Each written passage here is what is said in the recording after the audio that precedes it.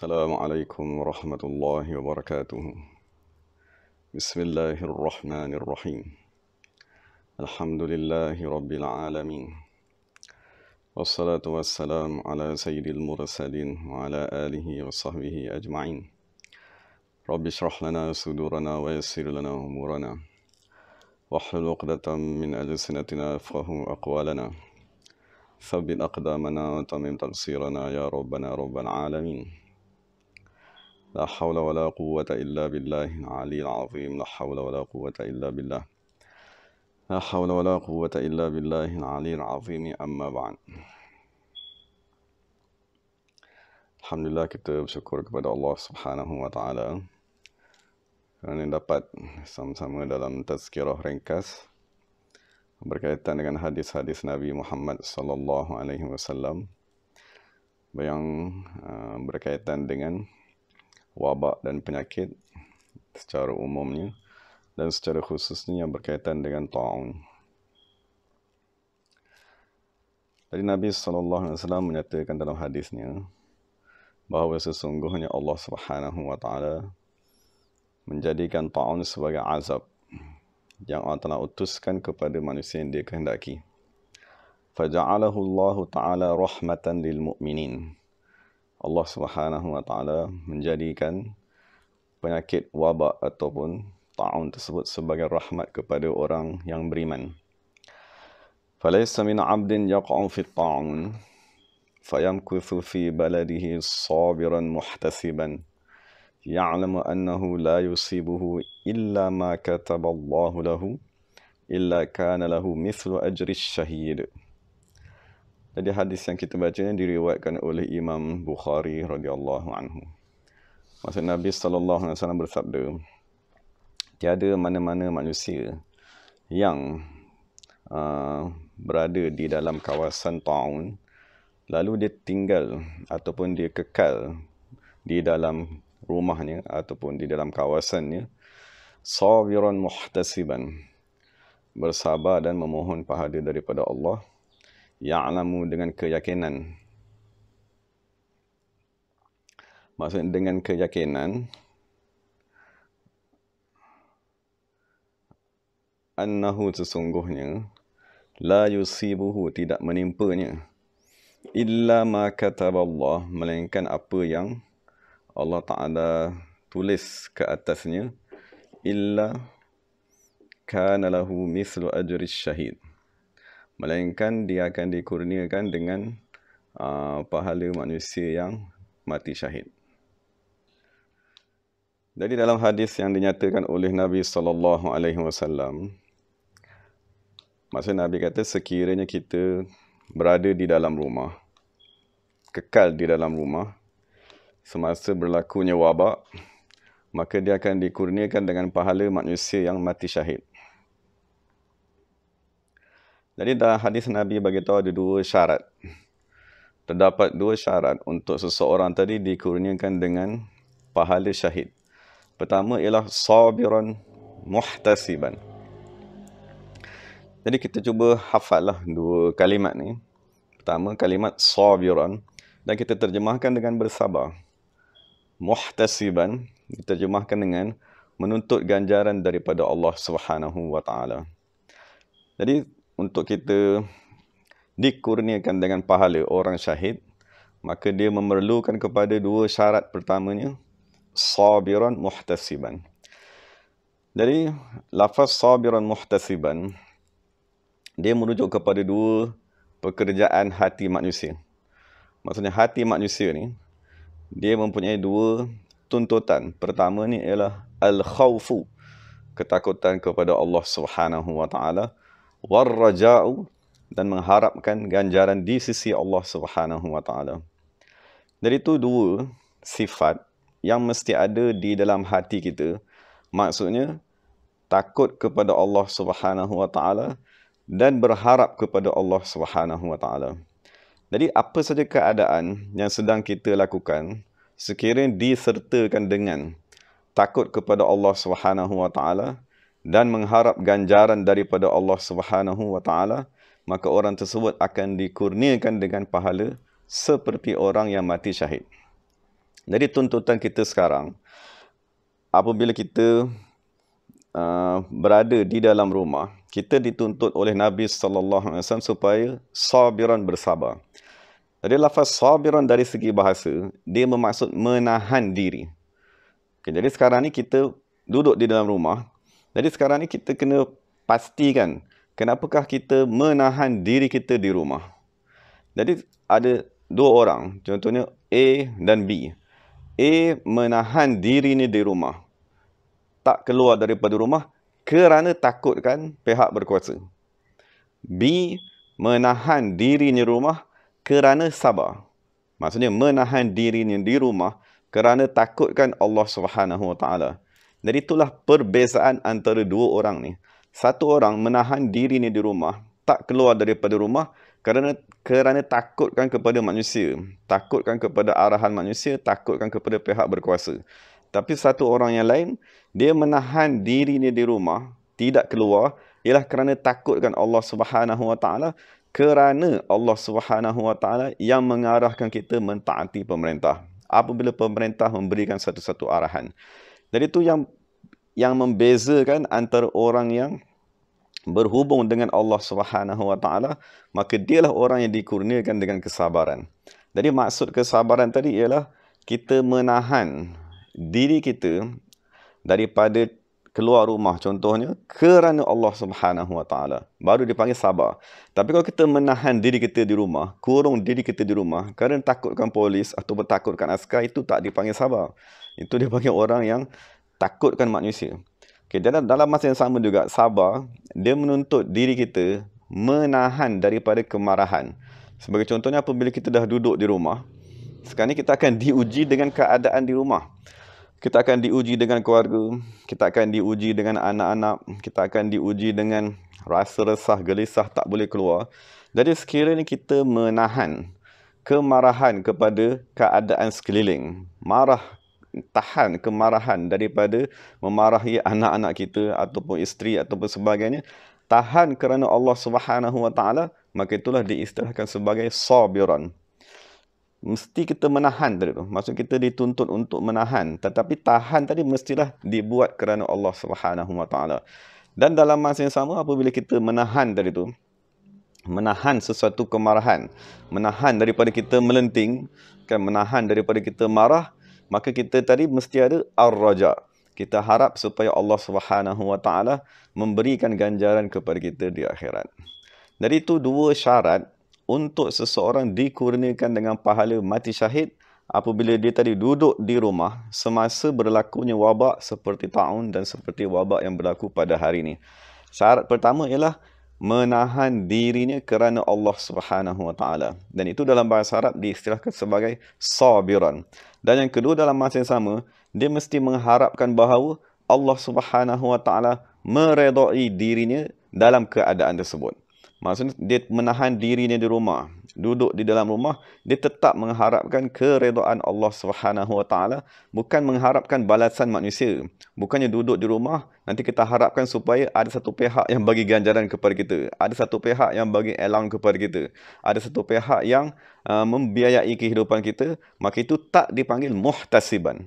Maka dua syarat dalam hadis yang diriwayatkan oleh Imam Bukhari, maksud Nabi kata, fayamkuthu fi baladihi sabiran muhtasiban.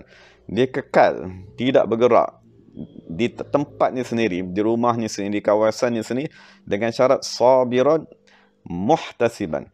Jadi sabiran maknanya takutkan, menahan dirinya kerana Allah Subhanahu Wa Taala, dan dalam masa yang sama dia mengharapkan ganjaran daripada Allah Subhanahu Wa Taala. Maka pada ketika itu barulah dia tadi kutibalahu mislu ajri syahid, akan diberikan kepadanya seperti pahala orang yang mati syahid. Jadi sekarang ni semua orang duduk di rumah, kan? Semua orang terpaksa duduk di rumah. Jadi yang penting di dalam diri kita ialah mengubah niat tadi. Sekiranya kita duduk di rumah, kalau kita tanya diri kita, kenapa duduk di rumah ni? Oh, kita kata ni arahan, takut ditangkap, takut disaman, takut kepada polis sebagainya. Maka kita kena ubah. Kita kena kata, aku duduk di dalam rumah ni kerana arahan Allah Subhanahu Wa Taala memerintahkan kita untuk mentaati orang yang berkuasa.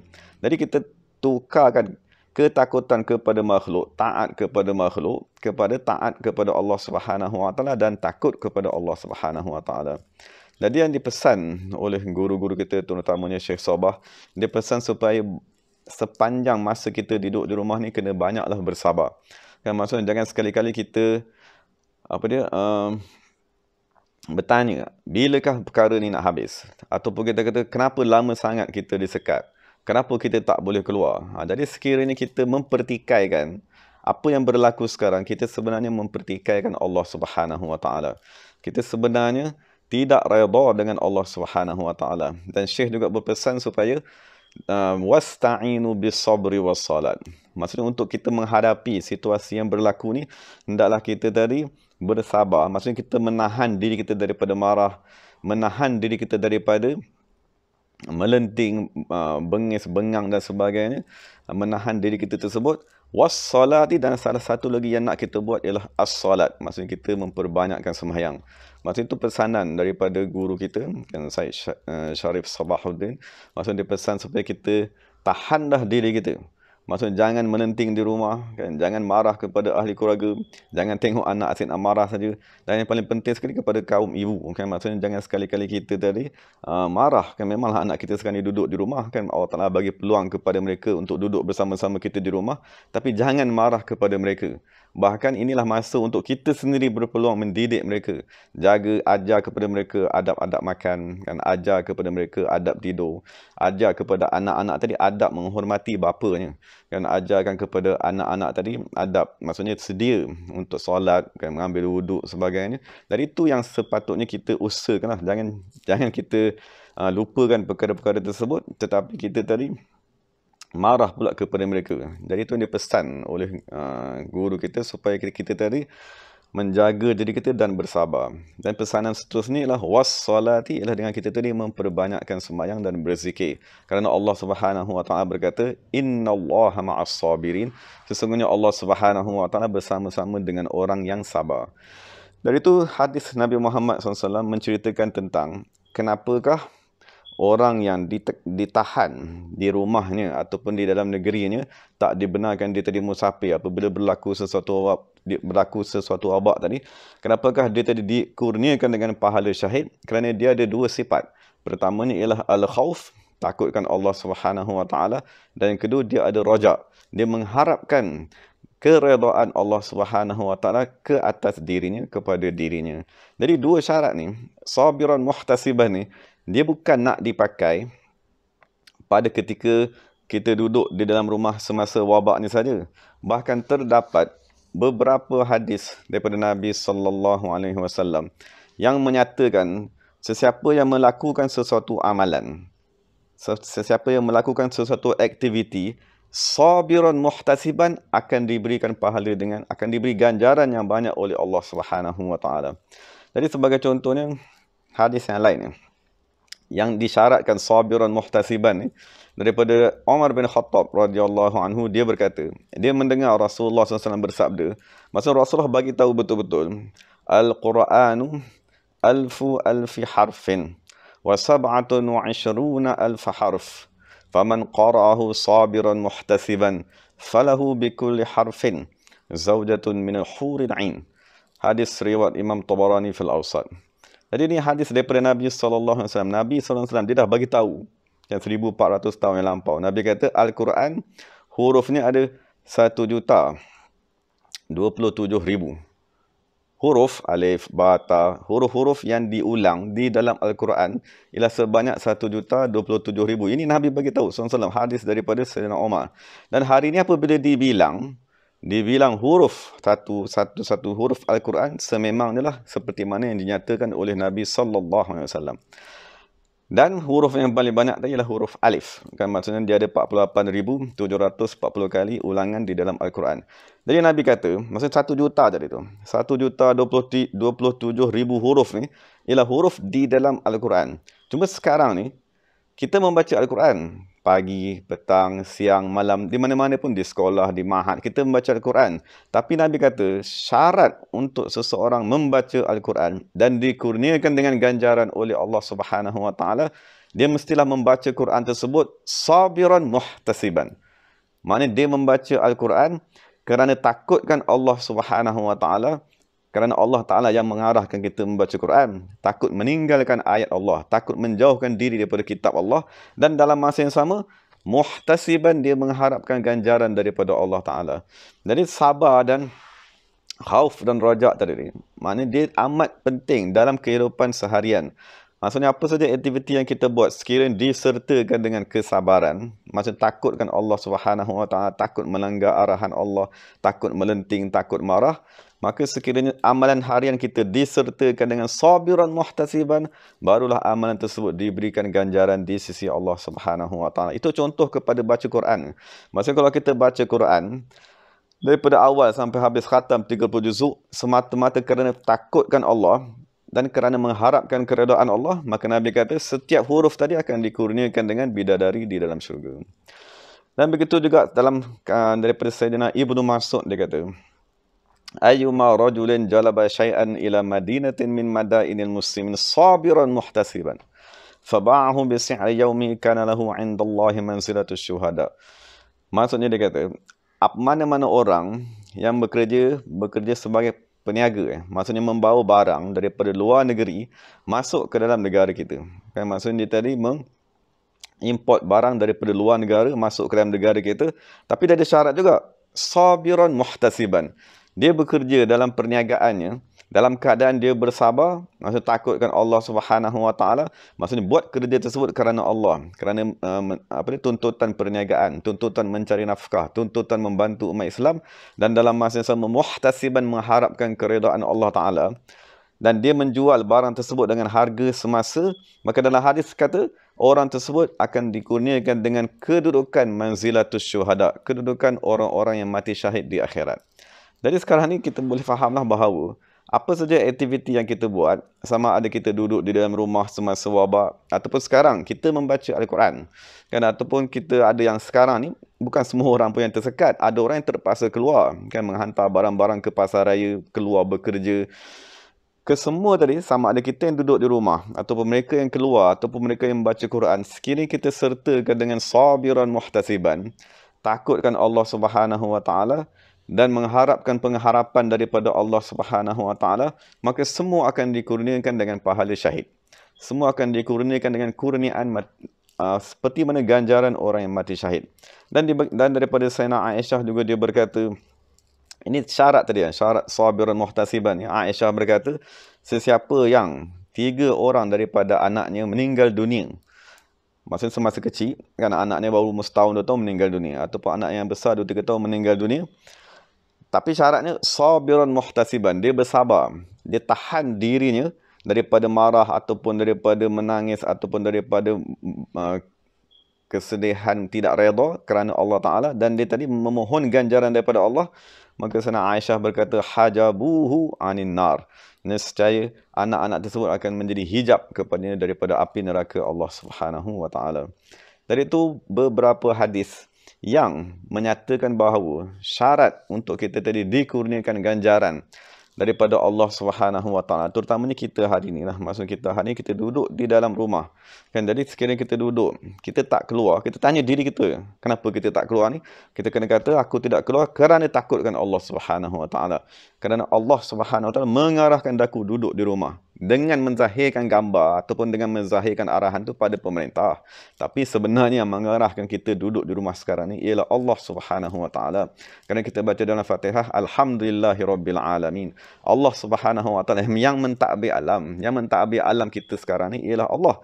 Kan, dia yang mengarahkan kita duduk di rumah. Dan apabila kita duduk di rumah, kita niat, aku duduk di rumah kerana Allah Subhanahu Wa Taala, dan aku mohon keredaan daripada Allah Subhanahu Wa Taala, maka barulah kita tadi mendapat pahala seperti orang mati syahid. Kan, sama kita duduk di rumah ni, sama ada yang sehat, kan, ataupun manusia yang meninggal dunia semasa wabak tersebut, kesemuanya akan dikurniakan dengan pahala manusia yang syahid.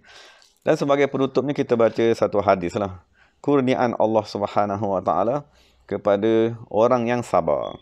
Maksudnya salah satu daripada syarat sekarang ni kita sabar. Sabar tu maksudnya kita tahan diri kita daripada nak marah, tahan diri kita daripada melanggar arahan, tahan diri kita daripada melenting tidak redha dan seumpamanya.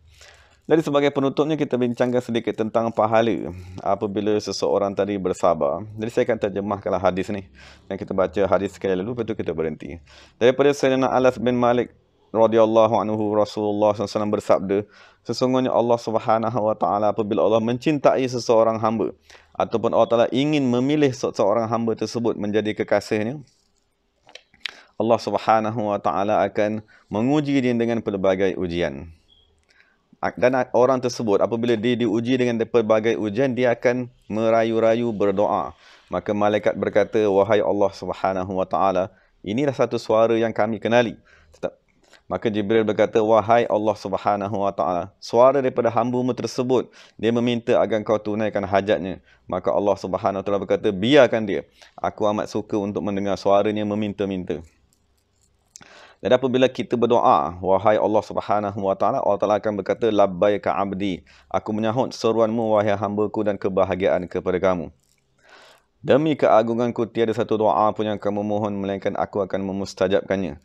Tiada satu pun yang kamu minta melainkan aku akan memberikannya. Sama ada aku segerakan kepada kamu apa yang kamu minta ataupun aku simpan pahalanya di akhirat. Ataupun aku menjauhkan daripada kamu sesuatu bala yang lebih besar daripada apa yang kamu minta. Kemudian Rasulullah SAW bersabda, diletakkan neraca timbangan pada hari kiamat. Maka datang ahli semayang, maksud orang yang banyak bersemayang, maka diberikan pahala mereka mengikut kadar timbangan. Satu semayang timbang, dua semayang timbang, tiga semayang timbang. Kemudian datang pula ahli puasa, maksud orang yang suka berpuasa, diberikan pahala puasa mereka mengikut timbangan-timbangan. Kemudian datang pula orang yang suka bersedekah, diberikan pahala mereka mengikut timbangan. Berapa duit yang mereka sedekahkan, ditimbang, diberi pahala kepada mereka. Kemudian didatangi dengan orang yang suka berbuat haji, diberikan pahala mereka juga mengikut timbangannya. Dan akhir sekali dibawa manusia yang dipanggil sebagai ahlul bala. Maksudnya manusia yang ditimpa bala semasa di dunia. Maka tidak diletakkan neraca kepadanya. Bahkan Allah Subhanahu wa taala mencurahkan ke atas mereka pahala dengan securah-curahnya tanpa dibilang pun. Sehingga kan, orang yang sehat di dunia, kita ni lah, kita yang sehat di dunia ni, berharap agar semasa kita di dunia dulu, jasad kita ni dikerat. Dikerat sekeping, kerana dia melihat orang-orang ahli bala, maksudnya orang yang diuji oleh Allah Subhanahu wa taala semasa di dunia, terlampau banyak pahalanya di akhirat. Maksudnya orang tadi apabila dia diuji, masa kita diuji sekarang dengan sesuatu ujian, pahalanya terlampau banyak tak dapat dikira. Sehingga kan orang yang tak diuji, dia berharap sekiranya kalau dia berada di dunia dahulu, jasadnya digunting sekeping demi sekeping sebagai bala ujian kepada diri mereka di dunia, kerana mereka melihat terlampau banyak pahala yang Allah Taala kurniakan di akhirat. Dalam hadis yang lain daripada Imam At-Tabarani, Rasulullah SAW bersabda, sesungguhnya di dalam syurga ada satu pokok yang diistilahkan sebagai Syajaratul Balwa, pokok bala dan ujian. Maka didatangkan manusia-manusia ahlul bala, maksudnya manusia yang diuji oleh Allah Subhanahu wa taala pada hari kiamat. Maka apabila mereka datang, buku-buku amalan mereka tidak dibawa pun. Neraca-neraca pun tidak didatangkan kepada mereka. Bahkan Allah Subhanahu wa taala mencurahkan kepada mereka pahala yang sebanyak-banyaknya yang tidak dapat dikira. Itulah makna firman Allah Subhanahu wa taala, innama yuwaffas sabiruna ajrahum bighairi hisab. Bahawa sesungguhnya Allah Subhanahu wa taala memberi pahala kepada orang-orang yang sabar. Maksudnya orang tahan dirinya. Maksudnya kita sekarang ni tahan diri kita daripada keluar rumah, tahan diri kita daripada makan banyak, kan, tahan diri kita daripada bercakap mengumpat manusia, tahan diri kita daripada kemarahan kepada isteri dan anak-anak, tahan diri kita daripada melakukan perkara-perkara yang maksiat. Maka Allah Ta'ala akan mengundikan kepada mereka pahala tanpa hisab. Dan akhir sekali daripada Ibnu Mas'ud radhiyallahu anhu qala, yawaddu ahlul bala yaumal qiyamati anna juludahum kanat tuqradu bil maqarib. Tadi kita bincang orang yang tak kena bala, di akhirat dia harap kalau di dunia dulu setiap kulitnya digunting. Dan akhir sekali daripada Ibnu Mas'ud dia kata, ahli balak ni juga, maksud orang yang sememangnya di dunia ni diuji dengan bala oleh Allah Subhanahu wa taala, diuji dengan pelbagai ujian. Sememangnya mereka di dunia dah diuji dah, Tetapi apabila mereka melihat pahala yang Allah kurniakan kepada mereka apabila bersabar terlampau banyak sangat di akhirat, mereka berharap anna juludahum, kulit mereka semasa di dunia dulu, kanat tuqradu bil maqarib, digunting dengan gunting sekeping demi sekeping. Kan maksudnya memang kita tahu apabila kita digunting kita akan sakit. Tetapi kesakitan itu bila kita sabar, maka akan datang pahala yang amat banyak di akhirat. Lepas tu gunting lagi sekeping, kita akan rasa sakit lagi. Lepas tu kita sabar lagi, akan datang lagi pahala di akhirat. Apabila kita digunting lagi, akan terasa kesakitan yang amat sangat dan kita tahan. Maka Allah Subhanahu Wa Taala akan mencurahkan pahala tersebut di akhirat. Dan itulah kurniaan yang Allah Ta'ala kurniakan kepada kita apabila kita bersabar. Jadi sekarang ni apabila berlaku situasi yang berlaku sekarang, sebenarnya Allah Ta'ala nak memberi pahala kepada kita. Kan sebenarnya Allah Ta'ala nak mencurahkan pahala kepada kita, cuma disyaratkan kita tadi menahan diri. Kan maksudnya syaratnya tadi kita tadi tidak menzahirkan rasa marah ataupun tidak menzahirkan rasa tidak redha semata-mata kerana Allah Subhanahu Wa Taala. Jadi itu beberapa hadis daripada Nabi sallallahu alaihi wasallam tuntutan agar kita bersabar semasa ujian. Moga-moga Allah Subhanahu Wa Taala menyelamatkan kita semua dan menyelamatkan seluruh umat Islam dan memberi rahmat kepada kita semua. Segala yang baik daripada Allah Taala, segala salah silap daripada diri saya sendiri. Wa aqulu qawli hadza wa astaghfirullahal azim li wa lakum wa lisa'il muslimin wal muslimat. Assalamualaikum warahmatullahi wabarakatuh. Bismillahirrahmanirrahim. Alhamdulillahi rabbil alamin wassalatu wassalamu ala sayyidil mursalin wa ala alihi washabbihi ajma'in. Allahumma rfa' maqtaka wa ghadawaka an ummati sayyidina Muhammadin sallallahu alaihi wasallam. Allahumma arham ummati sayyidina Muhammadin sallallahu alaihi wasallam. Allahumma farij an ummati sayyidina Muhammadin sallallahu alaihi wasallam. Rabbana atina fid dunya hasanah wa fil akhirati hasanah wa qina adzaban nar. Subhana rabbika rabbil izzati amma yasifun wa salamun alal mursalin walhamdulillahi rabbil alamin. Dan terima kasih kepada semua sahabat-sahabat lah yang ada bersama-sama. Moga-moga Allah Ta'ala berkati kita sepanjang majlis tersebut. Alhamdulillahirrabbilalamin. Assalamualaikum warahmatullahi wabarakatuh.